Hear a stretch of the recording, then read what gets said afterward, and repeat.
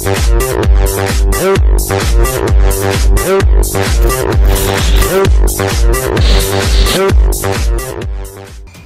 Big Boss season 2 நிகழ்ச்சியில் ரித்விகா மட்டும்தான் இறுதிச் சுற்றுக்கு வருவாங்க அப்படின்னு வைஷ்ணவி சொல்லியிருக்காங்க.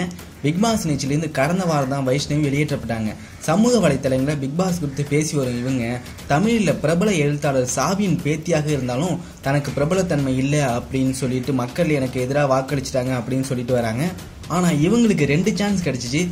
ஆனால் இவங்க அந்த 2 சான்ஸையும் கரெக்டாக யூஸ் பண்ணிக்கல அப்படின்னு தான் சொல்லணும். இவங்க பிக் பாஸ் விட்டு வெளியே வந்த பிறகு ஃபேஸ்புக், ட்விட்டர்லாம் லைவ்ல வந்துட்டு இருக்காங்க. அப்போ ஒருத்தர் பிக் பாஸ் ஃபைனல்ஸுக்கு யார் யாருனா போவாங்க அப்படின்னு வைஷ்ணவிட்ட கேட்டிருக்காரு.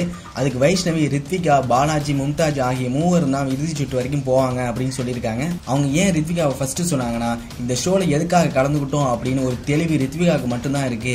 ரித்விகாவிட எனக்கு பிரச்சனை இருக்கு, ஆனா அவர் இறுதி வரைக்கும் வருவாரு. நாம எல்லாம் நினைச்சிட்டு இருக்கோம் சென்ட்ராயின் வெகுளி அப்படின்னு.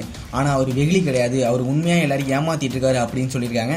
மேலும் மும்தாஜை பற்றி ஒரு விஷயம் சொல்லியிருக்காங்க. மும்தாஜ் ரொம்ப நல்லவங்க, அவர் தான் அந்த வீட்டிலேயே கரெக்டாக இருக்காங்க, எனக்கு நிறைய அன்பை கொடுத்துருக்காங்க, அவங்க வெளியில் வந்தால் நான் கண்டிப்பாக அவங்கள போய் பார்ப்பேன், மீட் பண்ணுவேன், பேசுவேன் அப்படின்னு சொல்லியிருக்காங்க வைஷ்ணவி. மேலும் என்ன சொல்லியிருக்காங்கன்னா, வைஷ்ணவி என்னதான் எல்லாருமே புறம் பேசுகிறேன் அப்படின்னு சொன்னாங்க, ஆனால் அங்கே உள்ளவங்க எனக்கு மேலே பேசியிருக்காங்க அப்படின்னு சொல்லியிருக்காங்க. அப்போது ஒருத்தர் டேனியல் பற்றி வைஷ்ணவிட்ட கேட்டதுக்கு, டேனியல் என்னோட ஃப்ரெண்டு தான், இருப்பினும் அவர் மீது லைட்டாக ஒரு கோபம் இருக்குது, அது ஏன் அப்படின்னு இது வரைக்குமே எனக்கு புரியல அப்படின்னு சொல்லியிருக்காங்க. மேலும் இது பற்றி உங்களோட கருத்துக்களை நீங்கள் கமெண்ட் பாக்ஸில் கமெண்ட் பண்ணுங்கள். இந்த வீடியோ பிடிச்சினா லைக் பண்ணுங்கள், ஷேர் பண்ணுங்கள், அப்படியே சப்ஸ்கிரைப் பண்ணுங்கள். பக்கத்தில் உள்ள பெல் பட்டன் கிளிக் பண்ணால் நாங்கள் எப்போ வீடியோஸ் அப்லோட் பண்ணாலும் உங்களுக்கு நோட்டிஃபிகேஷன் வந்துடும்.